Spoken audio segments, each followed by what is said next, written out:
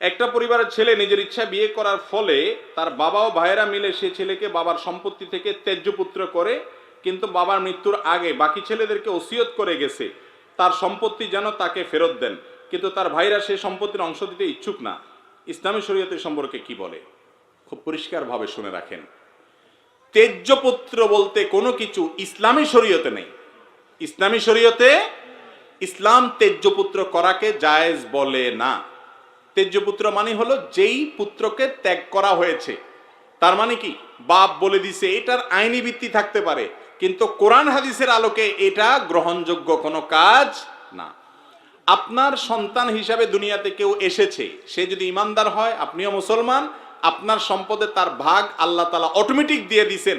আপনি যদি বলে যান যে এই কাজের কারণে আমার ভালো লাগলো না, বা সন্তানের কোনো কারণে আমি নাখোশ হয়েছি, আমি তাকে ত্যায্য পুত্র করে দিলাম, সে আমার সম্পদ পাবে না, এই অধিকার বাপকে মাকে ইসলাম দেয় নাই। কিন্তু অনেক বাপ মায়ের কাজটা করে। তো প্রশ্নে যে কাজটা যেটা বলা হলো যে একজন বাবা তার সন্তানকে ত্যায্য পুত্র করার পর মৃত্যুর আগে আবার সেটা প্রত্যাহার করে নিয়েছেন, তিনি বলেছেন না তাকে সম্পদ দিও, এখন ভাইরা দিচ্ছে না। যদি ভাইরা না দেয়, তাহলে একটু আগে প্রশ্ন উত্তরে যে কথাগুলো বললাম সেই কথাগুলো প্রযোজ্য হবে। এই ভাইদের অবস্থা হবে কিয়ামতের ময়দানে ওই ব্যক্তির মতো যে ব্যক্তি আমলের পাহাড় নিয়েও কিয়ামতের ময়দানে বান্দার হক নষ্ট করার কারণে ধরা খাবে। সে যদি ধরা খায়, তাহলে আপনি ভাইয়ের হক নষ্ট করার কারণে যদি আমল না থাকে সেরকম, আপনি তো কত জোরে ধরা খাবেন এবং জাহান্নামে যাবেন। এটা অনেক বড় অপরাধ। কোনো ভাইকে বাপ ত্যায্য পুত্র করলেও বাপের সম্পদ থেকে বঞ্চিত করার অধিকার অন্য ভাইদের নাই, কারণ ত্যায্য পুত্র হওয়াটা ইসলাম সমর্থন করে না।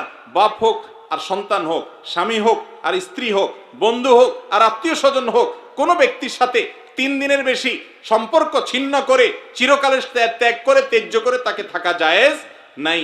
ইসলাম এটাকে জায়েজ বলে না। ইসলাম মিলেমিশে থাকার কথা বলে।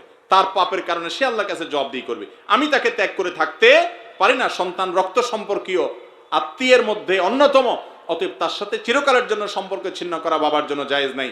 যেমন সন্তানের জন্য জায়েজ নাই বাবাকে ত্যাগ করা, ঠিক একইভাবে বাবার জন্য জায়েজ নাই, হালাল হবে না সন্তানকে কি করা, ত্যাগ করে থাকা। সে পাপ করে থাকলে সে আল্লাহর কাছে বুঝে বেড়াবে।